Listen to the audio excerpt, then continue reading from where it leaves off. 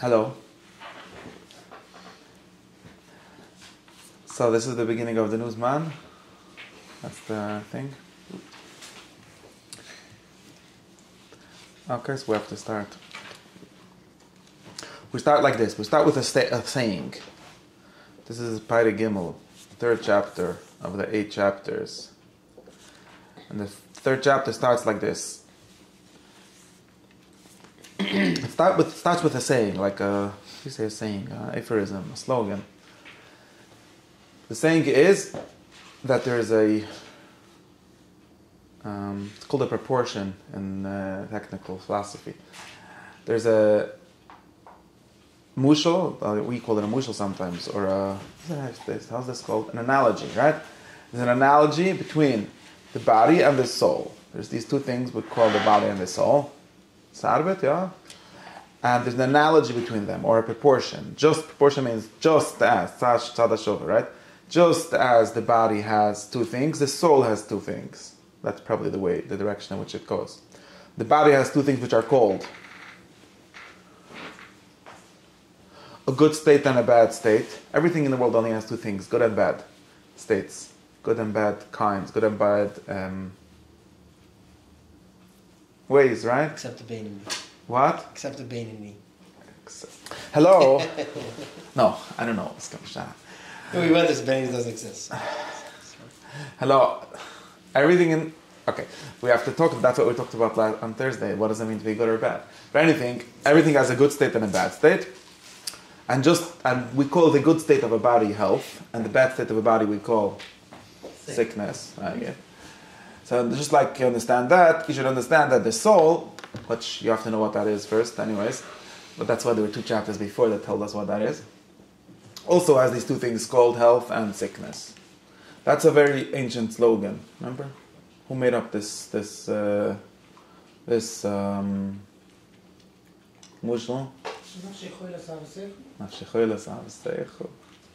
Choli Ahava is in Shirashirim, but I think that it doesn't mean sick. It's like it's a different mushal. It means meshiger, right? It means obsessed. I think English, right? So no, probably not. I think that there's a chassidish attach that Yitzchok nafshe choli Ahava seichu it's taki krank. Okay, well that's not what it means. So who made up this? Who's the Kadmonim? The Rambam says the Kadmonim. It says, I read for you. Amriya Kadmonim. Where's my Hebrew, Arabic? The Kadmonim said. Who are these Kadmonim? Obviously. Okay, Kenzan. Where's my book? Ja, Kadmonim. Aristotle is invented, Kunish from good ideas. I know he organized ideas, but like these kind of ideas he usually didn't invent. Who invented it? Or at least the first one that's written down to have said it is a Yid. His name was... Okay, Plato in the name of Socrates. And this is actually the Kadmonim. Oh, hello. I'm looking for my Arabic version. Let me see if I can find it. This is the Kadmonim that Rambam is talking about. They're ancients. Kadmonim is in English the ancients. Right? And that's what they said, these people.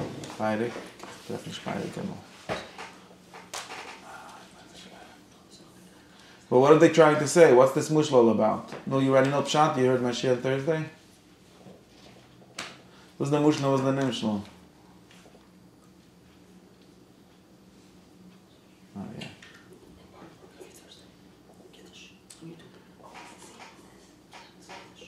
It's the same sheet. It's the same subject. It's not the same sheet because the sheet has to do with the people, not with me.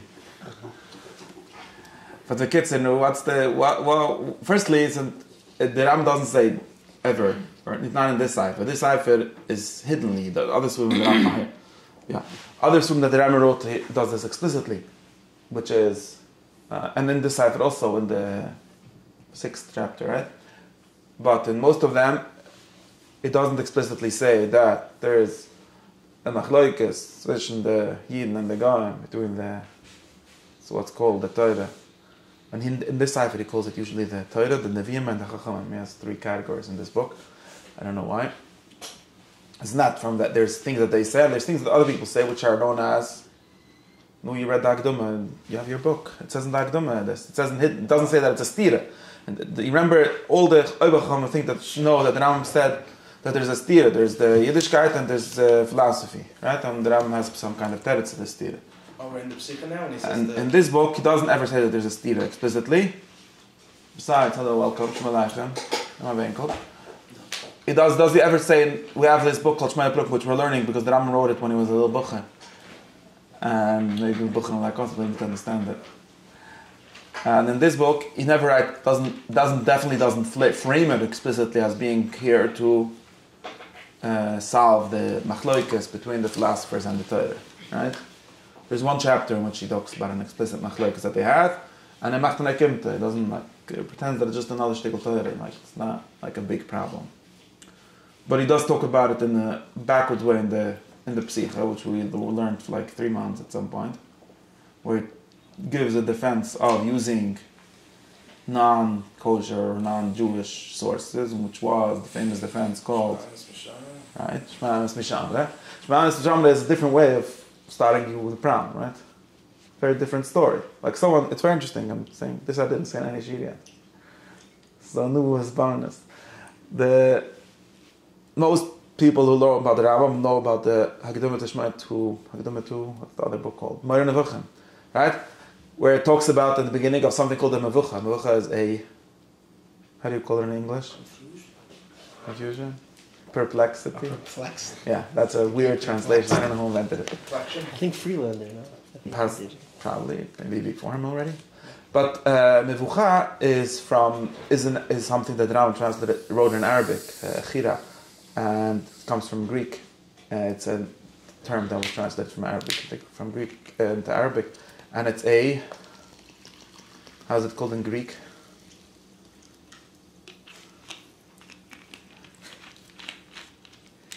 Aporia. Aporia, okay.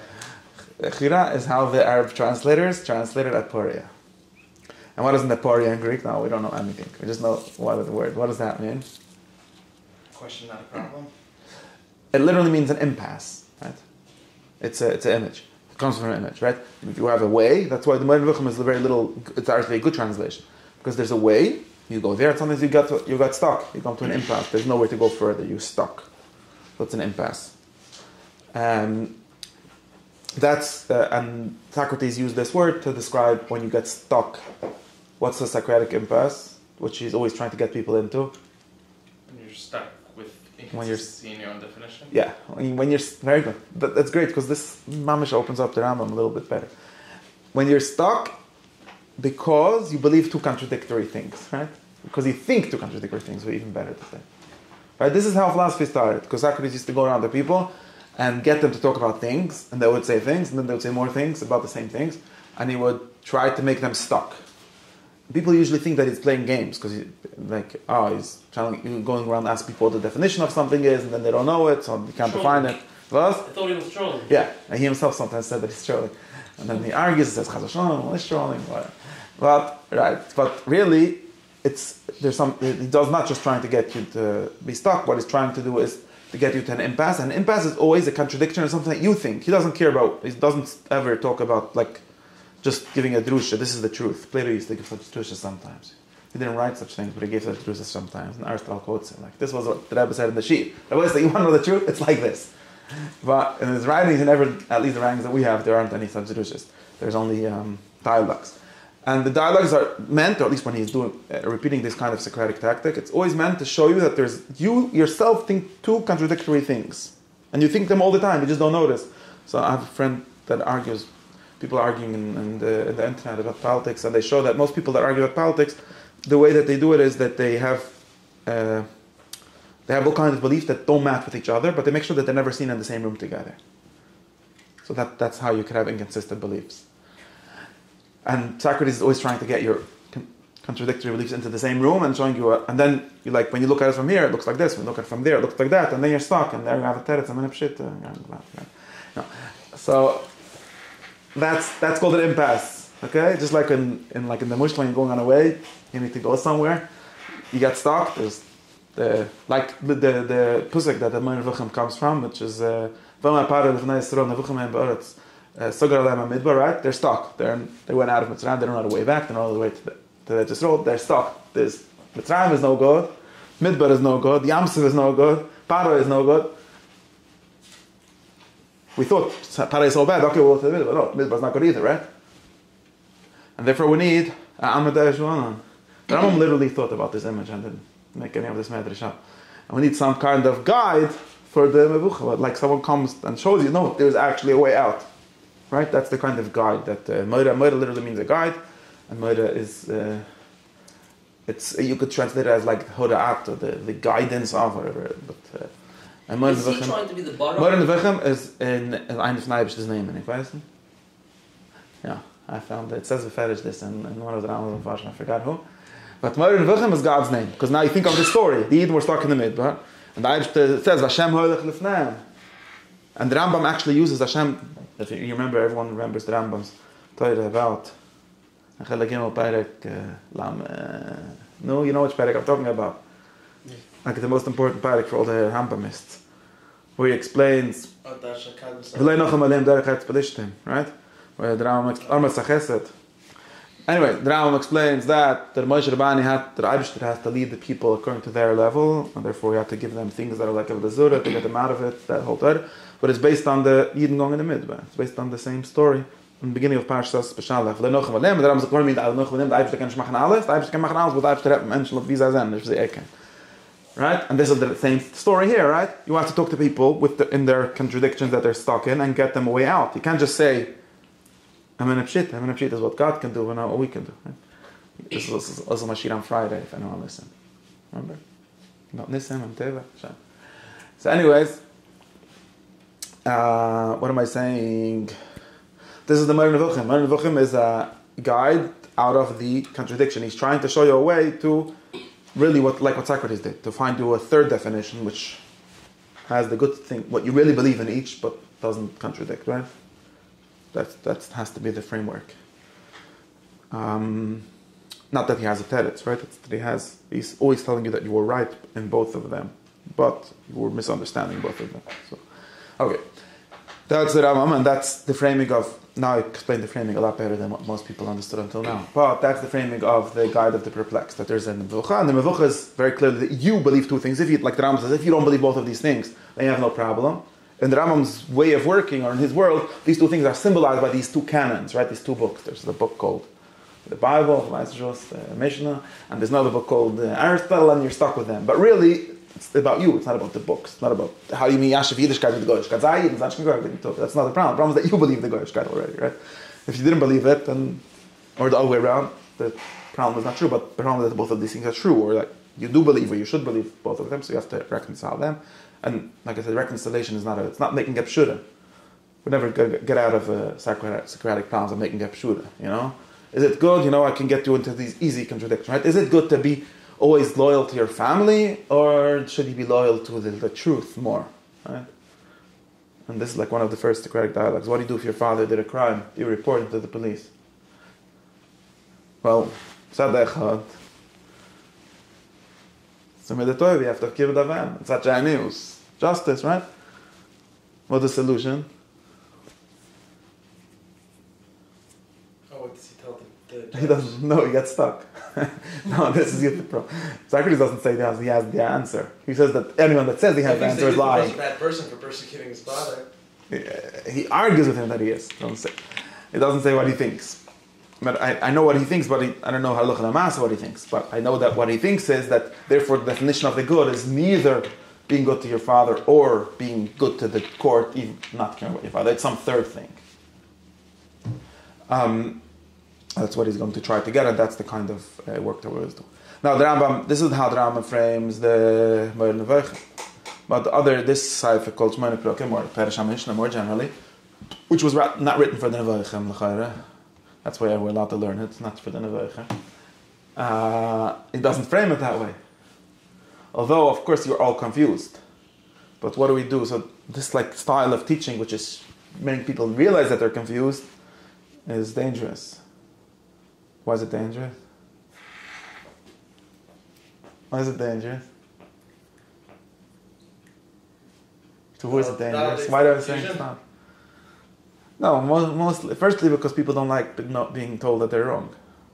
That's the first problem. Besides, there's other problems. But if you want to start teaching, which was you have something to teach the people, and the first thing you're going to start doing is to explain to people how they're all messed up, their belief contradictory things, you're not going to have a Shir next week. You can do that after people come to a lot of Shir. Then. So the Ram first had to give a different Shir. And therefore the other Shir was doing something more tricky, right? This is all part of teaching people at their level. Which was that he told the people both things at once. He's hoping to maybe you'll finally realize that there's a problem. But he just like sort of told you the teretz before the kasha. Not entirely the teretz before the kasha. And what he said was something different. Instead of saying, Rabbi said there's a major problem, the Torah has one mahalach and the ethics, the Aristotle has a different mahalach. What are we going to do? Listen, I have obstacle Torah for them. He just starts off and said like this. Listen, the truth doesn't belong to one person. Everyone knows. How do we know? Because some Arab said, but who cares? That's a statement that everyone agrees with. Really. That's why he quotes it. That the truth isn't decided by who says it. The truth should be taken from anywhere. And therefore, who cares who said something? If it makes sense, it makes sense.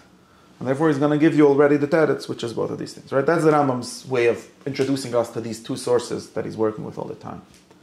And he doesn't really, it's true that he really sees it in the way it says here. He doesn't really see these as two sources of like different kinds of truth or different kinds of worlds. They're the same world. They're all talking about the same God and the same world. There's only one God in one world.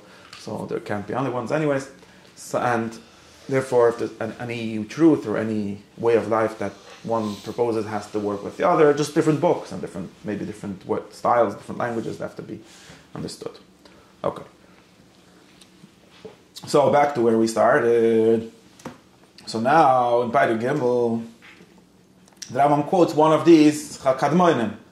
Kadmoinim is his code, which it said in the beginning for, it doesn't even say it here, but it's a code for Kadmoine Awat, Kadmoine Yidn or Kadmoine Agoyim.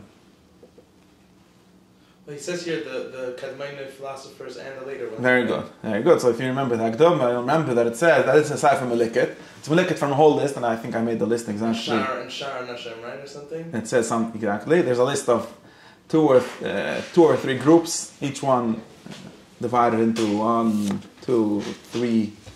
Each one divided into 2 or 3 sources, depending on exactly how you organize it. And it says that this is a likit from one person called Chachomim. It's interesting that it doesn't say Medivrei HaTorah, because later it keeps on going back to the Torah and the Nevi'im, which was before the Chachomim. Okay, question. I'm going to write it. And he says the Chum have various books called Medrash, Talmud, and other books. And then he says that there's philosophers. And philosophers, there's various kinds of philosophers called old ones and new ones. Modern and postmodern. No, ancient and modern. Not modern and postmodern. Ancient and modern. That's the literal translation. Modern just means, it's just a fancy word for new, right? Ancient and modern. It's interesting that by Chachom, he doesn't say from Chachom, ancient and modern. He has Talmud, Medrash, and I guess it means other Agudas, Chayesnish. And by the philosophers, it's ancient and modern philosophers. I don't know why. Why? Why isn't there modern Chachamim? There aren't any. Only the Rambam. He's the modern Chacham. It would be weird. Chayesnish. That's what you would say. The Rambam says that Rishonim has philosophical Rishonim v'achronim, but it doesn't have Chachomim Rishonim v'achronim. He has Chachomim bekominai Shas and Talmud and andere Plätze. It makes sense that way. Makes sense? No, yeah, explain to you. Explain. Because, I'm making a deal. Maybe I'm being over medayik. No, I actually think it's very good because you learn a Gemara, right? Try to understand what the Gemara says. Matters in 500 years ago or 1,000 years ago. You try to understand the Gemara. What's the difference, right? Okay. But by the philosophers, they're always progressing. In other words, there's like so became all of a sudden scientists. Very nice. So you came a big Kaddish that philosophers progress and Gemuras don't progress? Correct. We're always trying to go back more. I hear. I don't think that's true though. I mean, just... I want to tell you an interesting story. So I think that there's something... I thought of this idea. So it's an interesting thought. I could take one fact that I know, which we learned in Parakan Aleph and others in Moira, that Ram was not a big fan of the Chacham after the Talmud. Happens to be. He didn't believe in them too much. He didn't think they were too smart. Of course, he read their stuff and he probably stole a lot of ideas from them, but he didn't gehalten from their beis. Well, it's not Rimigash and Rif. Yeah, some of them he held up. It's true, but like as a class, he didn't see them as authorities. It's true that he saw the Rif as an authority. And also others, but this like officially, like I said, really it didn't come from the air, so we learned everything from someone. But that's one thing. It wasn't the main tradition either. It was, no? But I don't know, according to God, I don't know, this is a side thing, this is not the Rambam, I don't know if it's true that there isn't progress in Talmud. I think pretty sure there is. Maybe it's getting worse, I don't know. I ate more than a olive of matzah. No, because they're all influenced. They're all like influenced progress, by the regress or scientists something. already. They're not. Meaning the Chachmei Talmud cannot be progressive. I'm not masking. I read on Pesach, I have all my friends are Geres Chachomim, and they all read only Rishonim, the Achronim, Weiß versteht sich in sich. I learned a little Agudish of Pesach on Pesach. Last time I learned something. And I have this book called Teures Chaim, which was all the Rishonim, and then I bought another book called Agudish Rishonim V'Achronim, which has also the Achronim, like Maral, Shlem Al-Kabetz, I remember who else. And the other, there's two other big Achronim that made Prishman Agudah, the Rabar Benel, and the Nesivis, Nasa Nissim. Out of Blue Zach. Okay, so all these Achronim, and I tried to understand, like, when I chazuk the Achronim sind a sach besser Pshat from the Rishonim. The Pshat to make sense, the Rishonim are like, I don't know, it's not. Maybe these are not, maybe they're wrong Rishonim, if the Rashba would write Perish would be better, I don't know. But whichever the Rishonim, and it's often like this. You learn a Sigil, very often you see the Achronim have a much more coherent Pshat than the Rishonim. Involvement. Or not, you want to understand the Agudah. Not only Mazbe given, it's better, it's more clear. Whatever, what does it mean, Ulach Ma'anyo? You look in the Rishonim, they all have these like made up funny Pshat, huh? And you look in the Achronim, they each have a Maz, they all more or less say the same thing, Kanacharov. They all converge on something, and it's true, it's progress because it's based. I'm not saying that they made up all the ideas. The Rishonim came up with certain ideas, then they refined them, they saw what doesn't really work, what does work, and they made it work much better. There's such progress in Torah. The Achronim in general say much better Pshat and everything than when the Kanstishtelna Shtikl, okay, but with this, Shagasari with a Shtikl Rambam, who makes more sense? does it make halach? Yeah, Everyone knows that the Achronim make more sense. It's because of progress. It's not because you didn't learn from the Ramban anything. Yeah, but I think halach. It's true that there's more authority because of halacha has to have authority. And, I'm not talking about authority. philosophers also learn a lot of the Rishonim. It's not like they people don't who know. wrote it, right? What? Is halach mani more intelligible to the people who wrote it than me who's reading an Achron and explaining what it means? Come around in the front door. Go to the front door and find the way here. Use your sense of direction. I can't open it though. You can just open the door. Fine. Meaning, is All Maharal the just bees will trying to come. help me understand halach mani the same way as the people who wrote it? Yeah, I think yes. So then it's not progress. It might be continuing. It might be endurance or permanence, but it's not progress. There's a chair. There's not enough chairs. There's a chair over there behind. Progress would be if you write the second part of halach mani, right? No, not necessarily, because I'm talking just to understand the halachmania. You want to make a new agudah? By the way, there's that also. That's maintenance. And I don't know if that gets better or not. But the Neginim is the Achronim machen the best. I don't know. We don't have songs from the Rishonim, so we don't know. The Hante Neginim is schwach, but Achronim. It's not maintenance. It's there's a certain question. How do you understand this text? And the Achronim are doing better at it. Okay, this is not my subject today. Let's move on. We get stuck. I don't know the answer. I think there might be some deep conspiracy. The basic answer is like you said, not much like you said, but the way the learning is structured was like this. At least how he understood it is that there's Chachomim, there's all these books. He doesn't structure his learning in this way. I don't know why. And then he has this idea of there being ancient philosophers and modern philosophers. The ancient philosophers are Aristotle and his teacher and his teacher's teacher. And more or less, and the modern philosophers are people like the Arab people that he read. So, and why am I saying all of this? Because now when he says Kadmoinim, it doesn't mean the Chachomim, because then he would say Amri Chachomim. And sometimes he starts with a philosophin. We have to look in the other Perukim if it ever starts with like Amri. I know that every Parak there's like a half of it is about the Chachomim and half of it is about the and only in later, let me see. In Parak Vov, macht this at Machloikes, it starts with Amri Philosophem. Very good. But anywhere else where he's not trying to make a Machloikes, that's the only place where he's trying to make a Machloikes. And then later in Parak Ches, where he talks about Machloikes at the Medabra and stuff. But when he's here, he's not trying to tell you Thomas Machloikes, the Kadmoinim. Okay. The Kadmoinim said something. And I spoke about this, that I don't know of a source of it in the Torah, or a good source. There are all kind of Hatzuas, you could think of. It's interesting why and if it means something. Right? Could you find a pusik or Chmam Chazal that talks about the soul having health and sickness? Okay, but doesn't mean in a bad way of sickness, right? It's true that it's a mushal of sickness, which is not literal. By David HaMelech that he says something about his something about the nafshi or something. There's a pusik refer nafshi kirtosida. What nafshi and the Torah usually means my body, myself. Actually, it should be translated myself usually, not necessarily my soul as distinct from my body. Right? But so. Because it isn't. What? It says a lot of things, but you're talking about that you want to die, that there's midas toiv, left toiv, and all these things. It says a lot of good midas and bad midas. It's not like Aristotle invented the concept of good midas. I'm saying that this language of talking about this soul having, we have to think what it means. I'm trying to say that it must mean something. It doesn't mean lev literally. It means something like that. We say right now when the shumul shemsat to be toy, two in the tumah we see. Okay, yeah, sure. This is a lush chachamim, yeah. It's a chemish, but in Chazal they talk about the neshama being tua. Is the gift tuma? If the neshama is tua, the gift is tum. Then it does not the same, because here we're saying there's the hardest hanefesh. There would have to be. The Rambam would say something like this: the hardest hagif and the hardest hanefesh.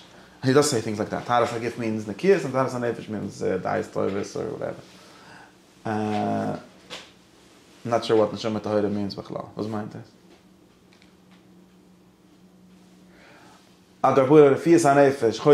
There being an idea of the soul being sick. I don't know of such a language. The fetish and if you could make a drusha from nafshkirtosilach if you want. How does it describe Shaul? It fits the theme. What? How does it describe Shaul's issues? No, what you're talking about something else. There was Meshaguam. But Choli Aref is not being Meshiga, right? You heard, I already said this last week, right? When the Rambam says Rafiyas HaNefesh is not talking about psychology. Psychology is part of Rafiyas HaGif. Different part of the gift, but it's not Nefesh. When we say Nefesh here, we mean the part of the person that is better or worse in a moral sense. Or the way in which a person is better or worse in a moral sense, which is in really a human sense, right? Because everything else is just as a body or as a machine or as a worker, other kind of things, not as a human being, right? What the good of a human being is to be moral, virtue. Morality is not a very good word. Anyways. Right, and in that sense we say there's sickness and health, which means really being good in the moral sense, right? But this is not something that... So this idea of health and sickness, I don't know of Mekafret or Beferish. Betar medrash mistam there are. Maybe in Chazal maybe you'll find, but it's a great book in Chazal. But the Rambam doesn't say it has Chazal, and he doesn't bring a pusik for it. And maybe in Mishnah Torah he brings a pusik. No, in Mishnah Torah he doesn't even talk about Prius and Nefesh, right? No, we don't learn Hilchos Da'is, right? Hilchos Da'is, which is a summary of all of this book, right? We just talked about Moed Nevoichem and Shemona Brukim and Sechtes and Mishnah Torah. Mishnah Torah, which is basically he does talk about us. Of course he does, right? Mishnah Torah, which is a summary of this ideas in this book in even more Yiddish language, starts with Parik Beis, starts with Choli Agif and Choli HaNefesh, right? It's basically the same thing as this Parik that we're going to learn, that we're learning now, right? So I get he brings Psikim from Yeshai, but he doesn't bring the word Rafiyas HaNefesh from a Pusik. Very good. Now we at least know that the Rambam didn't think that there's a Pusik that he can bring. Because the Rambam has a minig always to bring that Pusik as the clearest, right? Even in Halacha. Okay, sure. But what does it mean? Now you know what it means? This really belongs to Parik Aleph, in some sense we discussed it, right? What does it mean to say this? What's this statement trying to say? Let's see what the feeling the soul means. Someone came, Harav Socrates used to go around and tell people something like this. You all want to be healthy, right? So I have news for you. You should want to be healthy not only in your body, only but also in your soul. Or mainly in your soul. Because that's more important. What does it mean when he says this? Should have correct virtues. Yeah, thank you very much. The people before him, there's like I said last week in my sheet, I can think of 35 other Meshudim for being a good person. Right?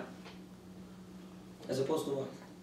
What's the point? Like, what is the point of this solution? Why phrase it this Everyone way? knows it says in the Rambam also. So everyone knows already. What's the point of me coming and saying that there's sickness in the soul, and you should try to have a healthy soul and not a sick soul, as opposed to just saying, I don't know, Moshe Rabbeinu came with the Torah. He never talked about sickness in the soul. He said, Rabbi Yisrael, do this, you'll be happy, or you'll get tzchak, do that, you'll get oynish, you'll be sad, things like that, right? Abishta will be happy. Whatever he said. It's a metaphor because Every physical person's way. It's not mushal. No. Every person's different.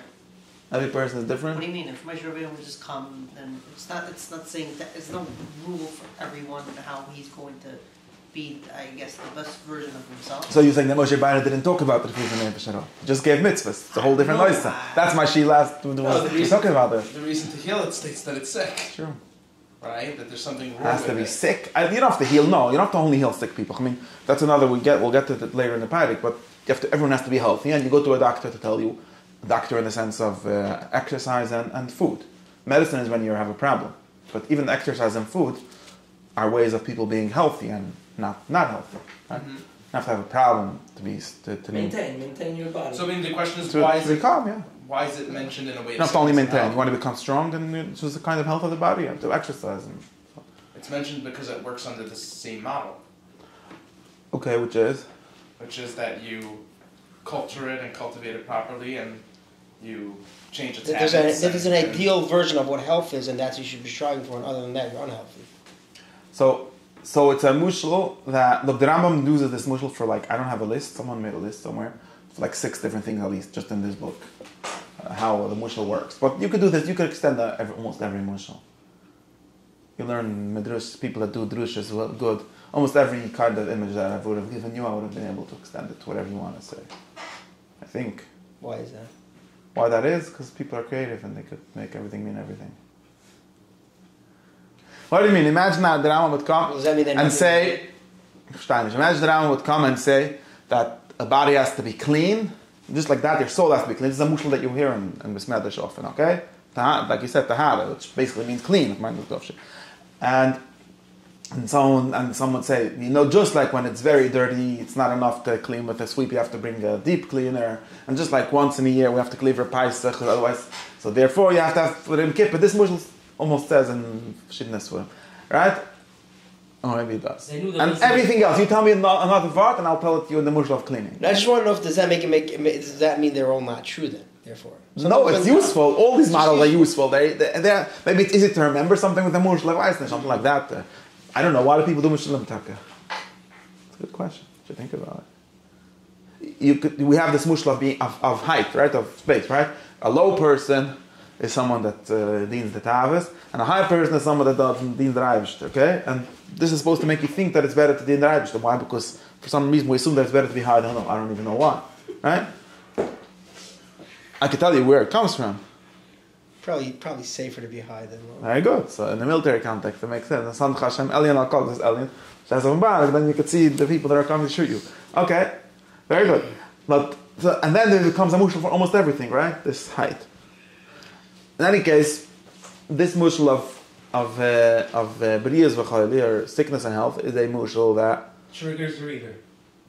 so like I said, all mushulim somehow seem to trigger us. We have to figure out if they teach us something also, or they just started this. There's some mushulim that don't teach us anything. Okay, let's think about this. I want to think about this. Let's see if we can think about it. Why did the Maggid say mushulim? I'm look at Mazam with Amushal why he says mushulim. What's the point? It's a hook. It's a hook. How does the hook work? It's relatable. In essence, it's a mushal. Okay. For the listener. Very good. It's relatable. What does it mean it's relatable? Doesn't teach you anything. Well, no, it does. No, wait. No. What does it mean it's relatable? It pulls you in what way? Like, what does it mean it pulls you in? These are all words that... To comprehend. If the cycle alliance is too complicated, Okay. the mushal simplifies. Okay, so it could pull you in the sense of like, something like, let's say I want to say a drusha about... Something like this, when you say pull in, I'm thinking of something like a bait and switch, like I do with my YouTube captions, right? Someone. If I hang a sign in Shiel and say I'm giving a drusha about how to be a good person, nobody will come unless it's like a real Muslim in Yeshiva. You know? So. You say that extra chef is wrong by wearing a hat. Yeah, if I write a sign, but that's mamish politic. That's mamish law, right? But if I write a sign, It's a very popular one. if I write a sign about something that some people already care about, right? And then I show them, right? And I write a sign, no, something interesting. Come hear about the news. Well, many people think they care about the news. So, whatever, so come, right? And then I'll tell you, the echtenas is Echel the Shtach Hashemesh, but the Torah is something like that, right? What was that point? It's a poll, right? It's some kind of beta switch, but it's not really, if you understand what you're doing is, because nobody could teach people what they don't want to know, right? What they don't care about. So you take something that the person already knows, or already cares about, which is even maybe the same thing as knowing, or maybe part of knowing, or maybe more important than knowing, I don't know. And you start talking to him about that. So it's similar to like the shiny sign outside, but it really works, the shiny sign, because everyone wants to see shiny signs, and that brings them into the meaning, to what I really want to teach. Right? That's like that's one aspect of a mushal. I think there's another. It's still sort of obvious, right? It's still sort of tricking. I don't know if the word tricking is nice. Like pulling people, like Socrates wanted to convince people to be good, and for some people, for whatever reason, the people in this town were obsessed with being healthy, maybe like with being athletic, which includes being healthy. So he told them, you care so much about the body, you know. He was the first one that said this Chanukah drush that we weren't busy with our gift, and we should be busy with the nefesh. It's true. He was the Yevuni that said this drush. He was the Yevuni, but Rabbi said, you're so busy with your gift. You should care about your nefesh at least as much as you care with your gift, right? This is Socrates drush. It's a good drusha because they wouldn't care so much about the gift, right? If they wouldn't care about it, like if they would have to take a different drusha, they would care more about money, you'd have to say something about money. But they weren't so into money, so he said something they were into. It has deeper correlations than other Rishon. Okay, so that's, step one, we have one chat already. So, but now you're saying that it's not enough. Isn't the idea that a marshal is supposed to pull it out of context and focus on one thing? That's the idea? A good marshal should do that? Pull who out of which context? It means you're trying to figure out something. I don't know. What, right? Like the nefesh, you're just getting very confused. There's a lot of different elements to it. So you're saying a story that that's a mushla in a different sense, right? A mushla sense of an example? Yeah, like it isolates one element of it. And then an image is just like I said. If you write a post and just write text, nobody's going to read it. So you tell ChatGPT to make a funny picture, so people look at it. In one area, and understand this relationship between those two parts of the thought in another area. But the reason the way human beings operate is with right. You're trying to get to draw that same line somewhere else. Right. Is with We need to have imagination. Oh yeah, we That don't. helps you understand things. Some people It doesn't need to isolate it necessarily. You can have the same A and B. Even the right? Just explaining the relationship. Also needs to a certain degree. Okay, so let's try to see. So very good. Right. So I'm saying is he doesn't draw a connection between these two. So one point of the mushla is just to sort of bait you into listening, or maybe to sort of, because most people don't really think if it makes sense. So if you say a mushla, Rabbi say, everyone wants to be healthy. The real way to be healthy is to big sich 3 times a day to the tzayim. It works just as well, right? Because you make an association in people's heads with something they like, right? Like you give the children to. I don't know. It's just rhetoric. It's just like some kind of, for some reason it works, right? People that know how to do with mashulm, they can convince you afterwards of anything. And very often the mushla is them, the nimshla. Someone comes and says a beautiful mushla of some story, and therefore you should give money to my koil. I don't know. He made you somehow. That's the nimshla, right? It works. Okay, maybe we could make the correct version of that it works and so on. Now you want to tell us a mushal. You want to tell me that a mushal works in an even better way, right? Adam is trying to say now that's one aspect. Maybe this aspect is connected to the other aspect. There's one aspect which is like the marketing aspect, we could call it, if we want like a simple term for it. And there's also the understanding aspect, right? It's not only marketing, or you could call it chizik, sardis, nafis. So, but there's also an actual understanding aspect. What's the understanding aspect? Something like this. No, you start saying something simple. All right, you have to something relatable. What does mean relatable? Relatable means just something very simple. That most of the things that are true, or the things that the Chum are trying to teach us, are not things that anyone met before they were told. Right? If you want to talk about being a good person, we talk a lot about there's a way out of this by showing you a good person. But if I want you to understand what it means being a good person, you can't see, nobody ever saw any understanding of anything, right? You could see an example, but you can't see an understanding. So, but I do want you to understand, I think you need to understand. We'll figure out some why, but anything I want you to understand. So, I have to have a way of getting you to understand. I'm saying it already in a too complicated way to simplify this. I think it's just in some places people could also understand how one thought leads to another, but they don't follow that same progression when they think about something else. So when you relate the two, like for example, I might think that I can understand just like apples and pears go in the same category, but they're not the same thing. So to a body and a soul go in the same category, even though they're not the same thing. I don't know. Something like that. The opposite. They're different. Which helps might help someone understand how two different things can okay, but it's the same thing. So you're saying the same thing, you're just giving a mushal. Sometimes I try to explain something abstract, right? And abstract things, which is we're all thought as opposed to lead, I guess. That's what understanding is. But abstractions are not something that we begin with ever, apparently. Or at least in the way of this way of teaching with Hamush. Maybe there's some people that know how to teach without Hamush. Maybe there's some Rebbe that can just look at you and you understand the whole world, and when you go home you don't know how to explain it to anyone because it was just... But the people that are teaching with Hamush, because they're teaching in this kind of B'derech HaTev, right? Not B'derech Nes, they want you to understand, and they want to understand certain abstractions. I don't know what this word abstraction yet means, so... And because you can't, it's very hard. So close the door. Because it's very hard to start with that. Like people complain about philosophers that they talk about all these words that seem to connect with each other, but nobody knows what the words are about. So we have to start something. We know what it's about, right? What are we talking about? Okay, so we're talking about. Well, I don't know how am I going to explain it to you? Okay, so let's start with something that we do understand, right? You understand what it means to be a healthy person. Probably don't really understand that, but you're at least starting with something. Now you could transform that, like, not the image. You could transform that structure, right? That form, that concept to something else. Does that make sense? And this is what the Mushtal is helping us.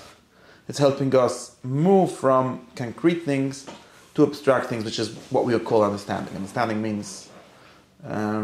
right? If I want to define to you something like geometry is always the mushal that the ancients, as I was saying, like to use because they were very impressed by geometry.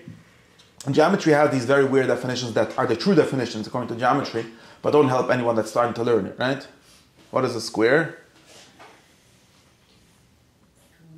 390 degrees. What is a square? Two right angles. All sides are equal to each other.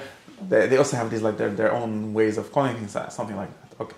Now, but does that, if you take a child or an adult that didn't go to any geometry class or anything, and you tell them a square is a shape with 4 equally long sides or something like that. They've never seen one. Then he says, like, I don't know, if you tell this to like a theoretical like computer program, you might be able to use this. But if you tell it to a human being, they don't know how to use it. So you tell them, look, this is a square. That's a square. Now there's red squares, there's green squares, there's orange squares, there's all kinds of squares. But now this is literally what abstraction means, right? What's common about them is the squares. Exactly. Now you could take, they're all square. Right, there's something common. So we're abstracting. This is, by the way, we should know that if a term is right. This is abstraction is what's called in Mishnah Kodesh hafshuta. Okay, hafshuta means undressing. Okay, literally making it naked. How's it undressing? Because it's an image. Hafshuta is also a mushal, right? No, it is. Abstraction probably means something similar and it comes from a different language. I don't remember. But when we say mifshit and all kind of things, we don't know what we're talking about. So now we know what we're talking about a little bit. Hafshuta means that if I see a lot of squares, that's megishin. Or we could call it melibish. In other words, why is it melibish? Because it's two things. There's squareness together with redness and together with whatever the square is made out of. Usually it's made out of a piece of paper and ink. Whatever it is, it's made out of something. Right? But from looking at many of these squares and applying some magical thing called thought, no, but this is a mystery where it comes from. How does it happen? You should think about it. You should wonder about it for many nights. How could it be that somehow people manage to, some people call it identify patterns, but take forms out of matter, how it used to be called. It's very amazing because it's very unclear where you define it. Nobody ever saw a square. Du weißt, das kann Leben nicht ein Square. A square. Square things you saw, right? But squareness, and some like Überchom come and say it doesn't exist, because nobody ever saw it. Oh, we think, It's like the number 9. Because really square is only a language. That's one tenet. That you already said a tenet, and now you don't have a problem, because it doesn't exist, I get into it. It's always an easy way to answer all the kashas. It exists, but there are squares. And in which sense there are squares is the good question. But there for sure are squares. And squares are separate. This is another word that you'll find. Separate. Separate of Lushna Kodesh? Nifred. Other nivdal. Nifred was stolen by the Mekabul. It means something bad. So you have to say the word nivdal. The Shainim used the word nifred, but then there's other Mekabulim, they use the word differently. So you shouldn't be confused. Nivdal. What does it mean, nivdal? That you could separate. Where could you do the separation? Between the thing and its abstraction? Yeah. You're separating one thing into two. There's square things, but there's also squareness. Or another word for this this act of, what we call understanding what a square is this act of separation. Or if someone is a Platonist and says there are squares in themselves, he believes in separate forms of squares. That's what it's called. Tziras nevdulas. And the same way, or another word for the same thing, which is the word hafshuta, or disrobing this square from its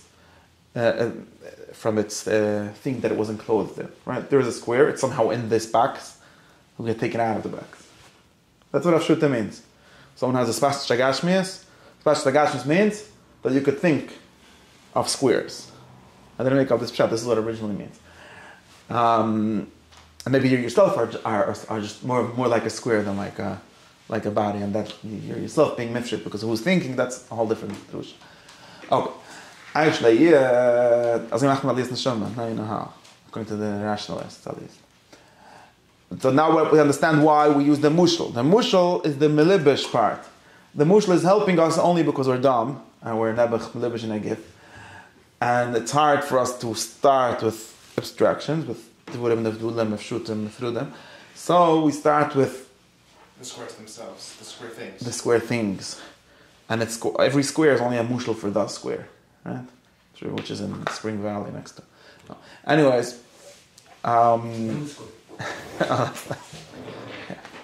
you should tell them that their translates to modern square. Anyways.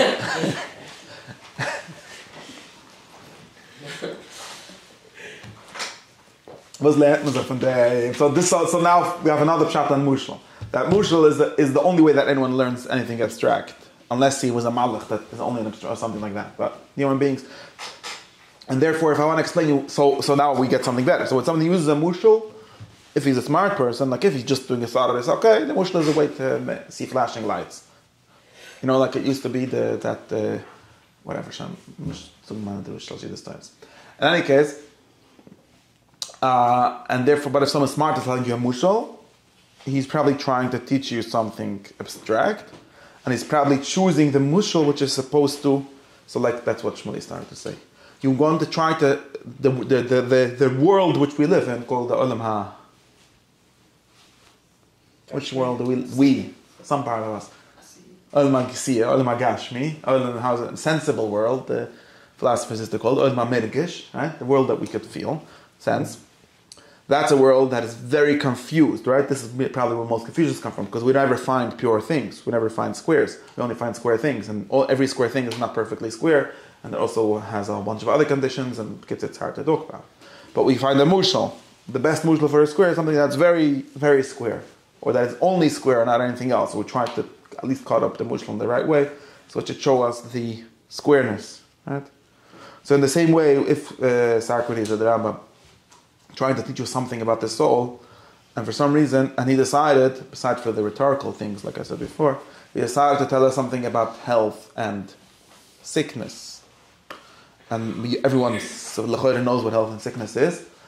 And what he wants to show you is that what he's trying to say, at least for health and sickness, is not something that he could have said with all the 10,000 other Meshulim. Those other Meshulim are not true. He could also say, as he gibber, as he usher, as he... everything turns out to mean he should be a good person. Okay, sad. But when the Rambam didn't choose saying this tam b'tar mushal. Okay, so now I have another reason why not doing a virus. Is it another reason? Is it just another same reason to begin with? Why? Is what he's trying to what he's teaching us with this mushal is something that he picks out of the reality, that he's being mafshit from the reality in this mushal, and trying to show us that being a good person is like being healthy and sick. And there's a whole bunch of ways in which it's like, but that's the way in which we have to go, right?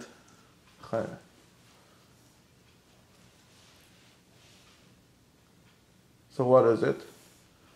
You should already know. By my sheet, the Parikalav, you should already know the real answer to that question.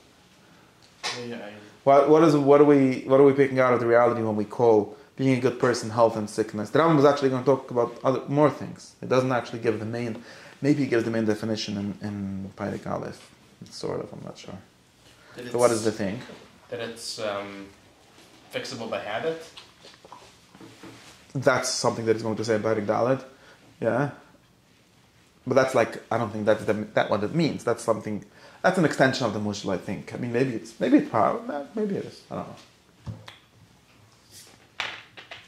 What is the thing that most people nowadays don't know about being a good person, which calling it being a healthy soul helps us to know?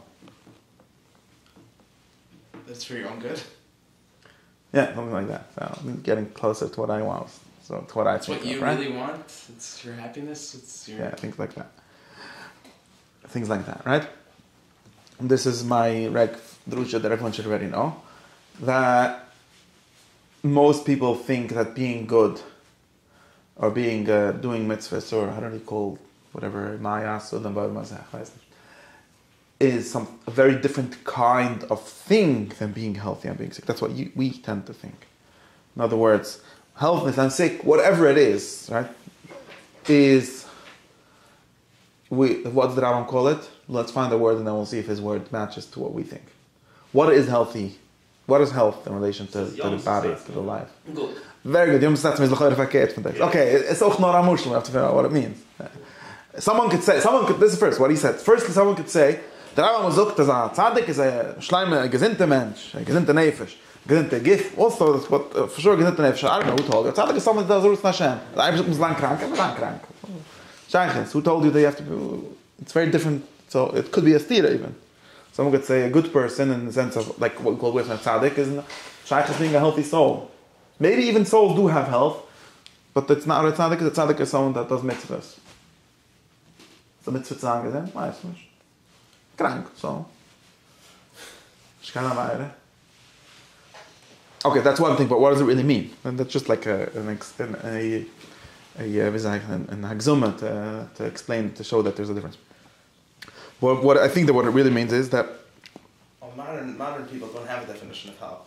Okay, therefore they don't have a definition of good people either. 100%. The only thing, that's why then in modern square they say they have to only do mitzvahs. They don't care about you being a healthy person. Because you just have to do, because they don't believe that there could be such a thing, of course. Because they think that you could just do what you want and all that. What? That's also why there was an opioid epidemic. And all the other things. It's also because no, but it comes from the idea that health is only what the patient wants, or health is to minimize the pain of the patient, or something like that. Okay. Or to do their wish. Right. So that's why health. Actually, no. Health is still a good mushal, even rhetorically. Most people don't really think what you're saying. In psychology, they do, but in physical health, there are like disability activists that we discussed this already that say this. But in reality, most people agree that being healthy is, give me up a word. Body functioning properly. Not you, someone else. You already know my taritz. Mental health? It's cached. This mental health, physical health. What is health? What's the relation of the healthiness to the thing that's healthy? What kind of attribute of it is. I don't know. What kind of thing is being healthy? Well, what does it mean? Good balance. Okay, yeah, but that's answering already some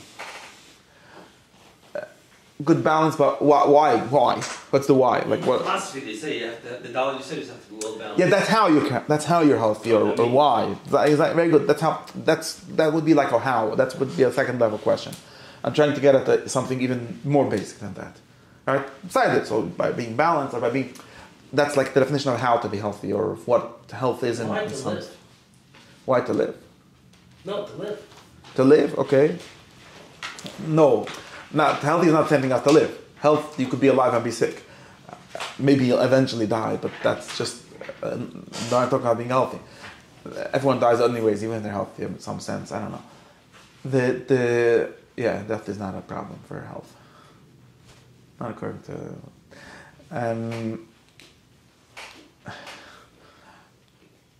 My question is what? I'm trying to get at something. I just don't know how to ask the question that gets this response. In other circumstances, also like where the term health is applied. You could apply it to like you could apply it to like computers. Like people say like the computer health. Okay, let me say it's true. But let's try to see. Right, so we use health as a mushla, but it's a mushla that seems to work. People don't when you say other things. So wait. Let's see if I could think of something. Okay, like health is different kind of a thing. I'm trying to talk about like what kind of health is like this toilet, right? Like it's a predicate. We say something about someone that is healthy, right? What kind of a relation does this saying that he's healthy have to the thing, right? So I know a bunch of different kinds of things. This would be maybe a way of saying it. I know a bunch of different kinds of things, right? If I say that someone is big, what does it mean about? What is the relationship of this bigness to him? A table is big, a person is big. Even the rochni is udum gudel. What does it mean to be big? Has size. Yeah. Someone should answer me that didn't read all these books. No, I'm trying to get at something. Description?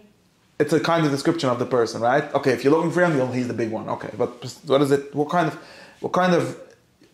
Is it different? Like being big and being healthy are different kinds of things, and not just different things. That's what I'm trying to get at. Being small, being smart, even being I think a whole bunch of different things I could say. Yeah, there are different kinds of things. Why are there different kinds of things? If it's asking what's different, it's the same kind of thing. I don't even know what nobody knows what I'm asking when I say it's the same kind of thing. Okay, maybe I'll explain in why I think it's not the same kind of thing. Someone can be big and the same person could become small, right? Someone could be overweight or obese, which is a kind of bigness, I guess. Maybe not a good kind of bigness. And then he could go on a diet or take, what's it called, the pill that you take. And become... Big could also be tall. I guess it's nice. Ozempic. And then you become small. Now, both of these things, do they say something about the person? I mean, it's a true story about them. It's good. Okay, you're getting to healthy, but besides with that, without saying that it's more healthy, right? Okay, so that's not a good mushal because I mentioned something that has to do with health. But some people are tall, some people are short, right? Now imagine the same person became tall or became short, or was shorter last year and he grew and became taller. Did something change about the person? No, it's a person that was short, and the same person is taller, right?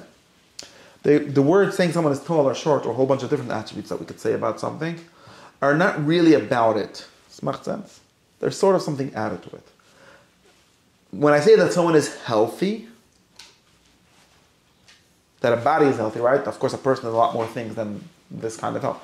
But if you say that a body is healthy, right? Even you could say a computer is healthy, same thing. When we say the word healthy, we're saying something much closer to what it is, and somehow. Does that make sense? You see that I'm getting at some difference that exists? Or I'm making stuff up? But can't that also change? Can't what change? Wait, I'm trying... Holiness. Of course you could change. But if you'll change, you'll somehow be less of, like you said, a person, a living body. Fully living is a healthy one. Well, like, let's say and a less healthy one. Before. Wait. Can that change? Wait, before the square. A square, no, wait. I'm trying to get something, I'm not sure what you mean by change, because my change is just emotional. Not emotional, just try to like split this somehow. Let's say, let me say something like this. Health is something like when I said a person, which is a tool of a big thing, right? A person is a bunch of things. But a living body, by default? being healthy, my default. Healthy, the health of a living thing has to do with its livingness. More than the size has to do. Or more than means functioning well. Something like that, and something not stop functioning well as what it is. Because if my computer is sick, that means it's less of a computer in some sense. If my computer is big or even fast, there's fast computers and slower computers, but both of them are just as much computers. If a fast one is slow, then it's sick. It's not only slow, right? There's a difference in something being slow. Like I said, like my Health means being what it's supposed to be. Something like that. I think that's what the word means. Even in our usage. I'm not making a chiddush. I'm just trying to show you what you think, right? Because if I tell you, like, we could take my size mushal, it's actually a good mushal now, right? If I say someone is a large person in physical size, right? Now, and he's healthy, so according to BMI or whatever, this is the size that he should be. He's just a large person. Then I'm saying one thing. If I say the same thing, he's large, but he is sick, he's obese, he's overweight, I'm just saying how big he is. But when I'm adding that he is unhealthily big, I'm saying something more about his life, right? If he cares about his life, he should care about that. If he cares about life, he shouldn't really care about how big he is, unless the question is if he reached a higher shelf or something, which is not about what he is. Makes sense?